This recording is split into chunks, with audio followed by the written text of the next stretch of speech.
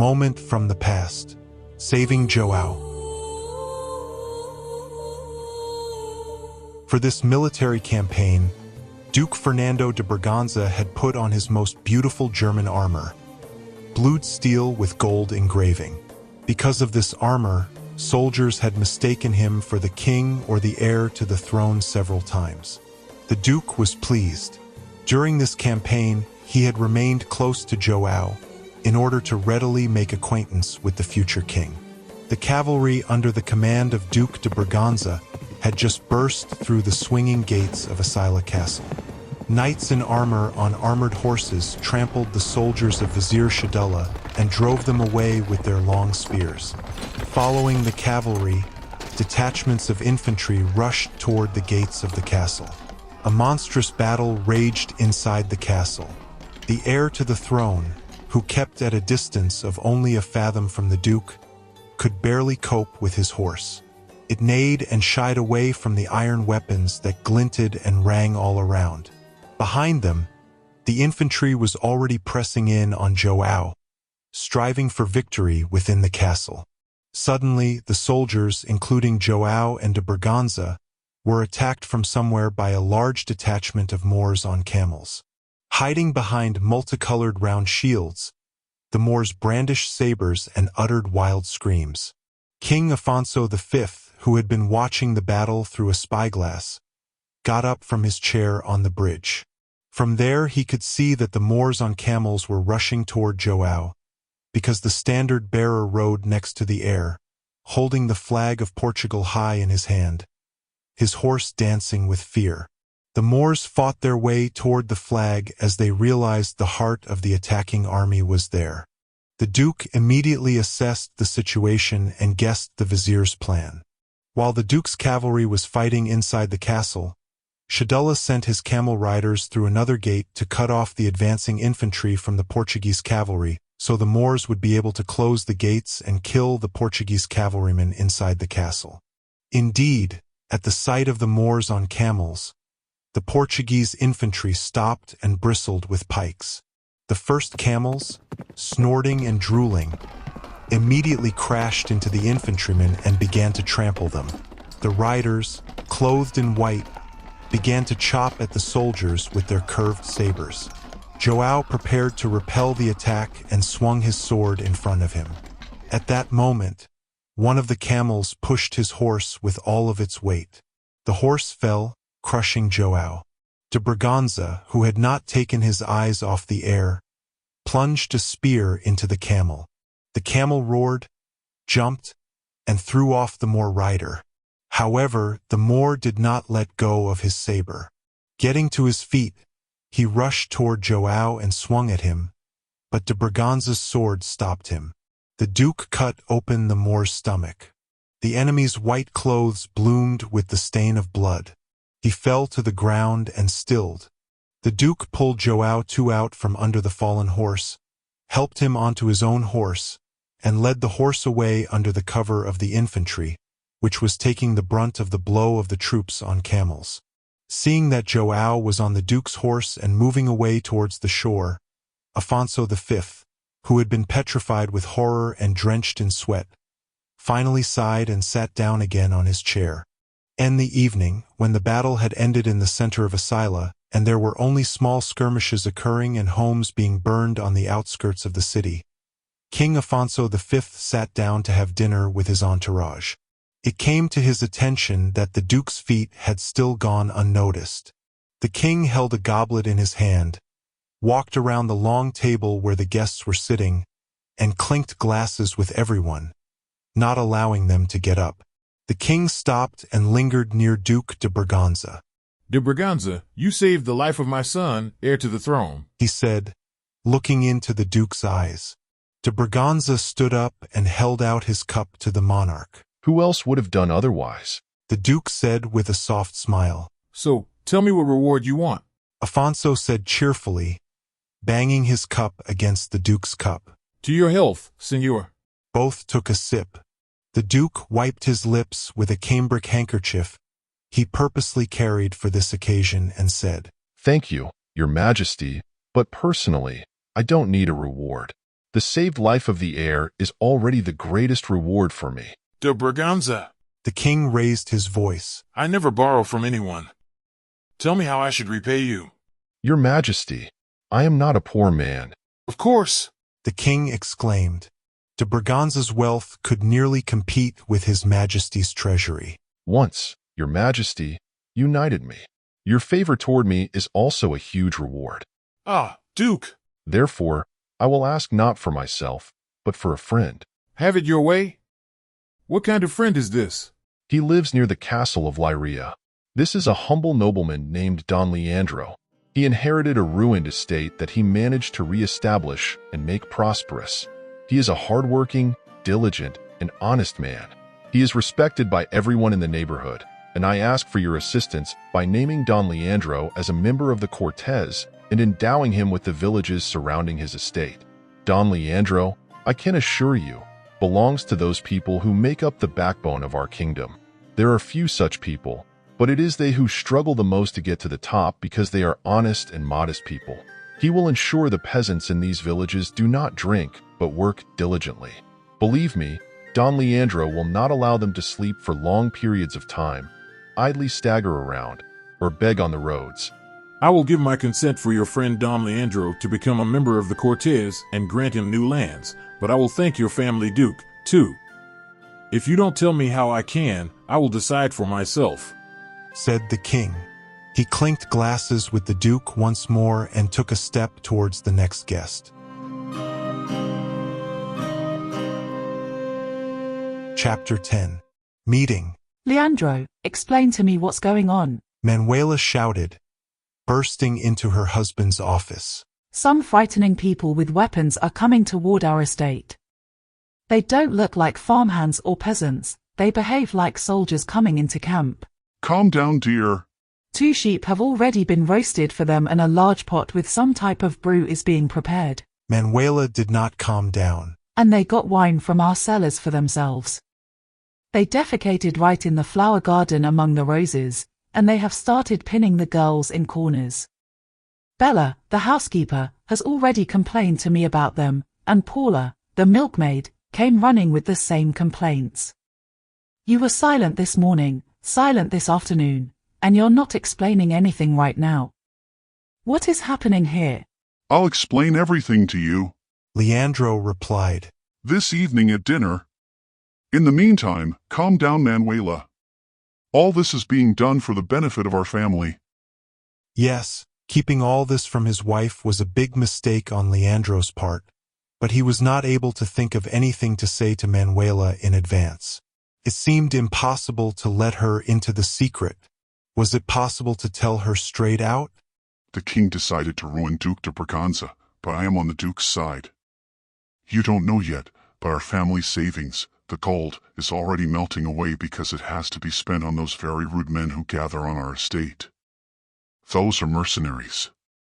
They do not know crafts. They abhor peasant labor so much they would rather kill than follow the plow. They are outcasts of their families. But just such people are needed now. A terrible time is coming, Manuela, and no one can escape from it. Leandro gathered his strength and managed to find a way to explain all this to his wife before dinner. And now the whole family, the Duke of Braganza, and Anacaona were sitting at the table. No matter how shocked Manuela was by her husband's story, she still found warm words for the guests of the house. She watched with a smile as Anacaona mastered European dishes and mealtime etiquette, Nuno helping her with advice and by his own example. De Braganza was watching the girl closely too. At this hour, Your Grace, I have managed to gather about 40 mercenaries. Leandro was telling the Duke. They have already received half of their pay, and at the same time, a good berating from their commander. They won't get another drop of wine until the end of the campaign. 2 of the loudest had to be flogged but were then made foremen. They are already shouting at their soldiers. Smart guys. The Duke grinned. Yes. While it was still daylight, they managed to hold competitions in crossbow shooting. There are some really skilled shooters among them. But, thought the Duke, 40 mercenaries will not be enough to overthrow the king. The Duke hoped that the messengers sent to Porto and his friends were about to arrive here, but what would their responses be? After all, the messengers may not bring him good news. How long would it take before the Duke's friends could gather the right-size army? By such grains, in 2s, 3s, 5s, or 10s. Somewhere in the kitchen, dropped dishes rattled. No one in the living room paid any attention to this. Only Anacaona smiled. Tell me, my dear friend. The Duke turned to Leandro. Have you managed to find out what your guest knows about the attack on the soldiers at the Big Turtle? Were they really robbers? Anacaona recognized the ribbon that one of her people had dropped. Leandro replied. It was found where a soldier from the castle was killed. Anacaona even gave the name of the person to whom this ribbon belonged. It is their badge of distinction. As no need to point out that robbers did not wear insignia, but still the Duke asked. So it belonged to a military man? Yes, Your Grace. Nuno answered for his father. As far as I understand, it was a group of warriors. Anacaona said that the ribbon belonged to a commander named Tupac, not a very common name. Hearing the familiar name, Anacaona smiled and began nodding her head. Nuno, tell their lordships about that ship, the ship that Anacaona came on. Leandro urged his son on. Although I admit, it all seems like a fairy tale to me. Nuno told the Duke what he had learned about the Aztlan country, its structure, and the reasons that made Anacaona and her companions head toward the sunrise. Information about the land across the ocean did not interest de Braganza, but the ship on which the wanderers came to the shores of Portugal could be useful. Having learned that the ship was now just over the horizon, and the warriors were sailing to the shore in boats, the Duke began to ask Anacaona about the ship itself, which Anacaona called Tlaluacatli. What size is your ship? Can you Moakalaza? Nuno translated the Duke's question for Anacaona. Makili motlakli eco chickways. 50 times 6. Anacaona replied, using her fingers to mimic taking steps along the table. The Duke looked questioningly at Nuno. How much? 300 steps. Nuno replied. I also asked Anacaona this question, and I was also very surprised, but she confirmed her answer, 300 steps. And how many people came on it? Kekski tlakatl. How many people are there? Nuno translated for Anacaona. Makili motlakli eco sampuali. 50 times 20. Anacaona replied. 1,000. Nuno translated. The Duke jumped up from his chair and began to pace the hall nervously. A bold plan of action was maturing in his mind. And how many of them are real warriors? He asked. Kekski tlakatl tlatoani? Nuno translated, referring to his pictures and notes. Yuan Tayo Kaiwani. Anacaona smiled. They are all warriors. Nuno confirmed. With Nuno's help, she also told them about the jaguars and eagles, the terrifying weapons made of cooled lava, and the rubber shoes that allowed one to jump high and far. She also offered an explanation for the ease with which the foreigners handled gold. It was not a precious metal to them, and this was incomprehensible to the Europeans. The Duke already understood everything. He continued to pace the hall. From time to time, he glanced at the owners' faces and smiled at the same time. He also paid attention to the fact that Nuno was very interested in this foreigner, and she also responded to him with fondness. The Duke understood where this was going. A plan had finally matured in the head of the disgraced Duke Fernando de Braganza. Even with the most successful combination of circumstances, the army from Porto would not arrive earlier than next week. Therefore, the Duke would promise to help the strangers find what they came for on their miracle ship, and the aliens, in exchange, would join the Duke's army. Under his command, they would move to Lisbon to capture the king's castle. And then, the mercenaries at Leandro's estate were settling down for the night in a former stable. Cots had been hastily built inside, and someone was already snoring, wrapped in a horse blanket. Another had hung up sweaty footcloths and carefully straightened them. Suddenly, one of the mercenaries burst into the stable, tightening the knot on the belt of his trousers. It was the attendant. Men to arms! They're already here! Who's here? The mercenaries started jumping up. Who? The king's servants. They arrived on horseback and are going to the manor house. Santiago! Come on, take command. The familiar tavern drunkard, Santiago, whom the mercenaries had chosen as their sergeant only an hour ago, grabbed the sword hanging at the head of his cot and shouted, "Follow me!" The mercenaries jumped up from their beds and rushed after Santiago, shouting, "Beat them! Cut the bastards!" Santiago was the first to run up to the enemy squad. He raised his sword clumsily, with a feminine flourish, as if he were driving chickens from the garden with a twig, and hit the helmet of the nearest soldier. The soldier turned around and waved his saber in front of Santiago's face. The sergeant howled, dropped his sword, and clutched his face, the tip of his nose now gone. The forces of the two detachments were equal in number, but despite all the mercenaries whistling and shouting to cheer themselves up, they could not equal the soldiers who had been practicing their craft for years. Of course, the Duke's mercenaries had achieved the first surprise, and the youngest of Don Daniel's soldiers had backed away. Some even tried to hide in the house near where the fight began. But now, having come to their senses, the king's servants began to advance.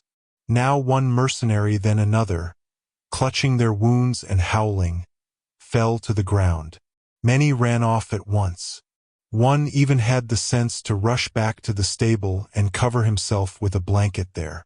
Despite the efforts of the soldiers, the most brazen of the mercenaries managed to get into the house. In the main hall of the house, members of Leandro's family and their guests were already getting up from the table, torn from their conversation, alarmed. The saber fight continued there. However, the main conflict had already happened in the first moments. Having come together in the fight, the strongest in spirit drove those who were weaker away. The soldiers of the rightful king were crowding against the mercenaries. Benches, chairs, shelves, mirrors, statues and paintings, and even household utensils, everything that the mercenaries could get their hands on, they threw at Daniel's soldiers in a futile attempt to delay their death for at least a moment. One mercenary grabbed a huge amphora used to fill the oil lamps and threw it at Don Daniel himself, who, now brandishing a halberd, was again fighting in front of his soldiers. The amphora smashed against the wall and oil flooded the floor. Another mercenary, seeing a shovel near the fireplace, scooped up red-hot coals and also threw them at Daniel. The coals fell to the floor, and the oil flared up. The fire instantly engulfed the main hall, the gallery, and rapidly, the entire lower floor. "Upstairs!" Leandro shouted to his loved ones, seeing that the flames had cut them off from the exit. "Everyone up! To the second floor! Hurry up!" Leandro grabbed Nuno by the shoulders and pushed him towards the stairs and the gallery that circled the rooms on the second floor. Nuno clutched Anacaona's hand and dragged her upstairs with him. The Duke hurried after, trying to maintain a dignified posture. Leandro was readily brandishing his great-grandfather's huge two-handed sword, which he had torn from the wall in the main hall. Manuella was pressed against the wall behind Leandro. He felt her breasts against his back, and Leandro suddenly felt a lust for his wife that he had never known before. He shouted, "Manuella, go to the second floor!" Manuella did not answer, but grabbed a vase of flowers and smashed it on the head of a soldier who had managed to dive under the invisible line that Leandro was maintaining with his sword. The soldier roared and grabbed his head. "Manuella!" Leandro sobbed. Then the bypass gallery collapsed into the hall with a crash, dropping sparks and leaving fiery traces in the hot air, burying Manuela, Leandro, and several of Daniel's soldiers. "Get back!" Daniel shouted, retreating toward the opening of the double doors. "Cut! Men! Those who are in the yard! Catch the fugitives! Nuno raced ahead of everyone because he knew his home better than others. Bursting into the corner room where guest servants were usually accommodated, he let Anacaona and the Duke pass and turned back. He was waiting for his parents to catch up, but they never appeared. Then, he heard the crash of the grand staircase falling into the fire. There was no way up anymore. Nuno had not yet realized his loss, but he did understand that it was impossible to stay here for any length of time. The fire was about to reach this room. Nuno rushed to the window and opened it. There was a balcony under the window which, like the inner gallery, encircled the whole house, but on the outside. Anacaona! Your Grace! Look! And Nuno stretched his hand downward. There was a haystack where Nuno was pointing. The Duke surprised himself with the speed at which he jumped over the windowsill. Spitting out the grass dust, he turned around and stretched out his hands to Anacaona, who froze on the edge of the balcony. Please, señorita. Anacaona finally jumped safely onto the hay, and Nuno jumped into the half-collapsed stack after her. A moment later, all three ran towards the darkness of the oak grove, not far from the other side of the house, next to the forge. The house was burning behind the fugitives. Nuno's home, his only home, because there were no others in his life yet. Suddenly, columns of sparks and flames burst out of all the windows of the house at once. There were heart-rending screams.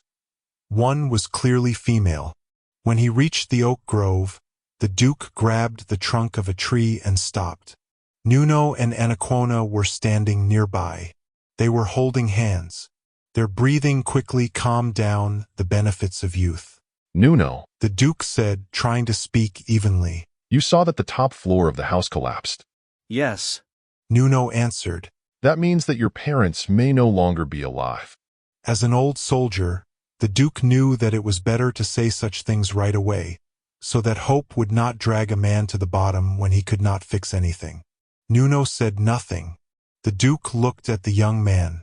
By the light of the stars and the moon, he saw that Anacaona was holding Nuno's head to her chest and whispering something in her incomprehensible language. Nuno, you have to pull yourself together. The Duke continued. The king has announced a hunt for me, but your father, the worthiest of worthy people, gave me assistance. I'll never forget that. If we manage to get out of this mess, you and your future family will be provided for forever, as long as the Braganza family exists. However, right now you are in great trouble for the same reason. If the king or his servants capture you, you will be executed. The girl who was sheltered by your family will also be executed because Joao II is a vindictive, terrible, and ignorant person unlike his father. Afonso V, may grace be upon him, but I'll help you. I have to believe what this girl is telling me. I suggest you go to Porto de Vila with me. You know it's not far from here. There I have a caravel ready with a captain and sailors loyal to me. On this caravel, we will be able to get to the ship that Anacaona told us about. You can trust me, Nuno, isn't it? Your Grace, our horses should be grazing nearby. Nuno replied at last. He said it in a voice that the Duke recognized as the voice of Leandro, a middle-aged, exhausted man. They are brought here at night to rest away from mosquitoes and midges. They should be at the edge of the forest, next to the pond. Soon the Duke and his companions were sitting on horses freed from their bonds. The boys who were guarding the horses at night had run away to see the burning house. Nuno made bridles from ropes tossed down by the fire and put them on the horses, and soon the riders set off to the west, towards Porto de Vila. The Duke did not tell Nuno that he was now relying entirely on the 1,000 warriors Anacaona had told them about. Thanks to Don Daniel's attack and the fire, he now realized that he had nothing more and no one else to count on. Of course, Duke Fernando de Braganza's plan was insane, but who could blame the madness of a man who saves his own life and who blindly goes toward a dream? It was late in the evening when the fugitives saw the forest of masts towering over the harbor of Porto de Vila. 3 sailors were already waiting for them at the pier. The captain of the caravel was walking along the shore, and two sailors were sitting in the skiff. By the tan on their faces, too dark for this time of year, it was clear that they had been on duty here for more than a day. What about the caravel? The Duke said briefly in response to the captain's greeting. In perfect order. The captain replied. There is the beauty. And the captain pointed to a large, rare beauty of a caravel, rocking among a lot of small single-masted fishing ships. The caravel, a ship with low sides and superstructures at the bow and stern, showed her side to the shore. The Braganza family flag was flying on the highest mast. Nuno jumped into the boat first and offered his hand to Anacaona. Sitting in the boat, she grabbed the sides and looked around. There was no rope mechanism in this boat such as she was used to, but on the edges of the sides, there were what resembled slingshots, the use of which she was not familiar with. She would soon learn they were oarlocks. After her, the Duke descended into the boat, still not changing his gloomy expression. The captain sat down last, and the sailors pulled at the oars. As soon as the fugitives were brought aboard the caravel, the sailors immediately lifted the anchors, and the caravel departed for the open sea. When the coast was almost out of sight, the Duke ordered the crew to turn south. Anacaona was surprised as she inspected the rigging of the ship and watched the work of the sailors. The sailors from Aztlan did not know about sails. The sailors scurried along the masts, yards, and shrouds with the agility of monkeys, now and then lowering some sails or raising others. Anacaona immediately understood how the wind set the caravel in motion, but how the ship always managed to go forward despite the changing wind remained a mystery to her. Finally, Nuno explained to her that this was due to the skill of the sailors who changed the sails, including the triangular sail on the bow. Cristiano had taught him this when he was a child. Skillfully handling the sails, they forced the caravel to go forward even with a headwind. When it happened the first time, Anacaona even clapped her hands. She rejoiced both at what at first glance seemed like a miracle, and at the ingenuity, but after looking at Nuno's face, Anacaona's face changed and became more somber.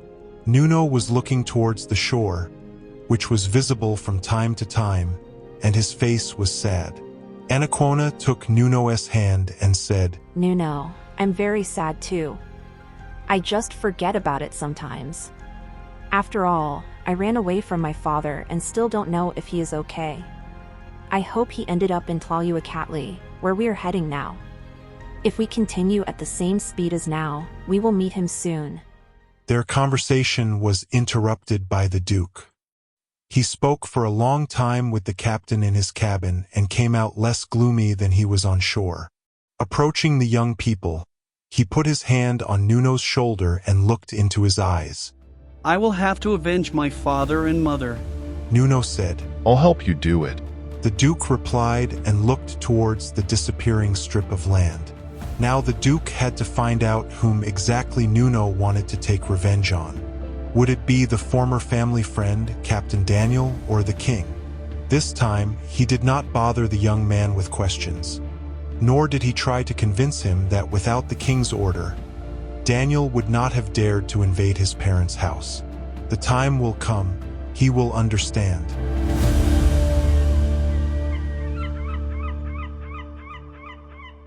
The next morning, with the first rays of the sun, the barrelman, sitting atop the mast in the crow's nest, shouted, A mountain is right ahead.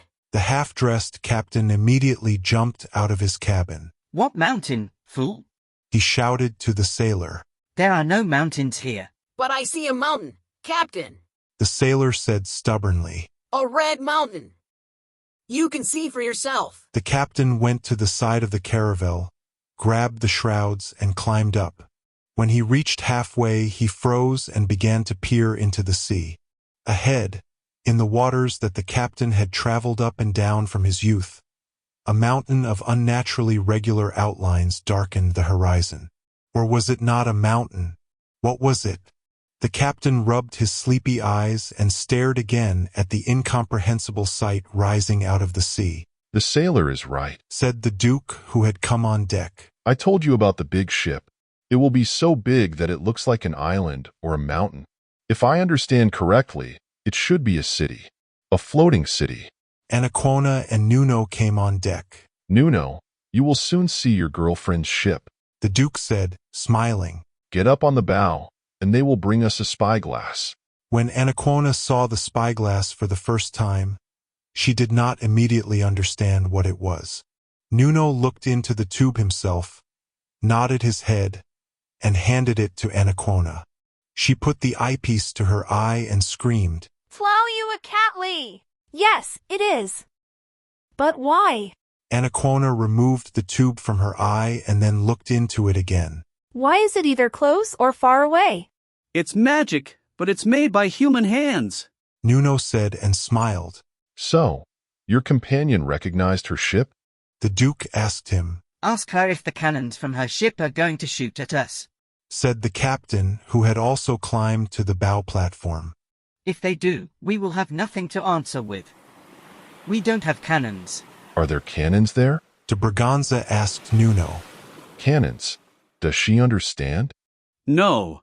Nuno was confused. We didn't talk with her about war and cannons. But how huge it is! Nuno said, turning his gaze back to the mountain in the ocean. My God, it's really a whole city and people live in it. The caravel was getting ever closer to the Red City. Through the spyglass, it had easily deceived the eye, but now that the vessel loomed nearer and was easily examined, it was impossible to doubt the size of this giant red-orange ship. Her bow and stern were indeed at least 300 paces apart, and there was a pyramid in the center. It seemed so out of place there that one might have thought that the purpose of the ship was simply to transport this pyramid. Therefore, 1,000 warriors can also be there. The Duke continued to reflect. And it may also be possible to take them into battle against the king. Yes, but if they don't know what cannons are, what the hell? What if they don't know who the king is? Fine, they may not have a king, but they must have a god. And any god must have an enemy equal to him. There is no god without enemies. So, we need to make sure that the king is such an enemy in the eyes of these strangers. Coatl was standing in his temple room at the top of the pyramid. The walls of this room had small openings lined up in a row, through which sunlight broke in. On the wall hung a large tapestry, dotted with figures of people, near which various plants were painted. These drawings were framed by painted green ornaments. Another frame was drawn inside this frame. The space inside it was crossed out crisscross, and in the center of this figure was an image of an eagle sitting on a cactus. This tapestry was a map of the area beyond where Tlaluacatli had already traveled. Next to this hung the Tonalpwali calendar, depicted on a mantle. On the table, where the priest was standing now, there was a Zupawali calendar, an image of a circle divided into sectors. It was a stone of the sun, a model of the world, a compass, and a calendar, containing another inscribed circle bristling with triangles and rays. Inside the inscribed radiant circle was another circle, inside which were other figures, including a human face with an open mouth and tongue sticking out. This calendar on the table could rotate so that, if necessary, it could be aligned with the direction of the path of Huitzilopochtli. In the center of this circle, Coatl placed a glass human skull mounted on a stick. Rays falling on the skull through small windows were refracted through the empty eye sockets and illuminated one of the patterns on the circle, depending on the time and place in which Tlaluacatli, the round calendar, and the sun were located. With the help of these devices, Coatl calculated time and also determined the location of Tlaluacatli. From time to time, Coatl looked out at the sea through the small windows. They were so small that a hand could hardly fit through them. With what the priest saw outside, he additionally checked his calculations. Today, It seemed to him that the glass skull illuminated the wrong figure on the calendar according to the time of day and place under the sun.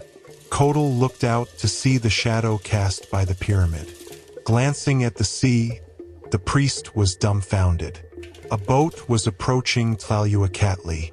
On its deck, protruding pillars rose, hung with white canvases emblazoned with red crosses in the middle. Without knowing the exact distance to the boat, it was difficult to determine its size. Still, Coatl realized that it was very large, at least 25 paces long and 7 wide. Coatl ran out of his room but remembered that the high priest and tlatoani was not supposed to lose his head under any circumstances. He quickly, but without fuss, descended the secret staircase that led from the room at the top of the pyramid to his house, crossed the bamboo forest, and went to Ocotlan. Soon, Ocotlan was gathering his warriors on the lower pier and checking their equipment.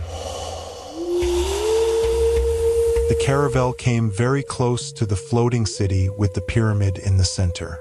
It was obvious to everyone that the size of the caravel compared to the enormous vessel was similar to a sparrow and a cow. The entrance to Tlaluacatli is below, under the deck. Anacaona explained to Nuno, the captain, and the duke.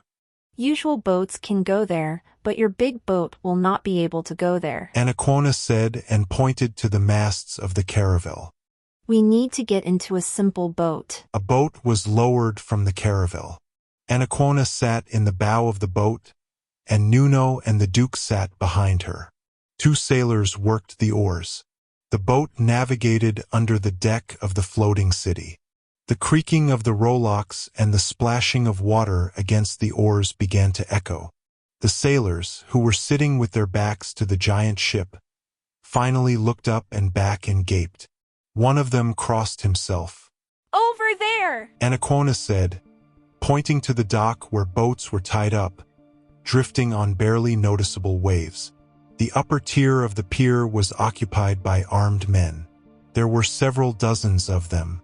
Even in the semi-darkness of the piers, hidden beneath the deck, Nuno could see that all these warriors looked more or less like Anacaona. For some reason, they were all the same height. No one towered an inch above the other except one man. He was clearly their leader and was 2 heads taller than everyone else. Next to him stood another man who did not look like an ordinary warrior. On the head of this man was a huge headdress, which reminded Nuno of the fan tail of a peacock. As the Portuguese boat began to near the deck, the giant raised his hand and gave the warriors some kind of sign. At the same time, as if they were performing a round dance figure, they put their spears in front of them. Ocotlan! Anacaona shouted. These people came in peace. Ocotlan peered at the girl sitting on the bow of the boat and said something to the priest, Coatl, whose headdress had surprised Nuno so much. Coatl, without taking his eyes off the guests, replied something back to him. Ocotlan raised his hand again and made another gesture. The spears of the warriors returned to their original position.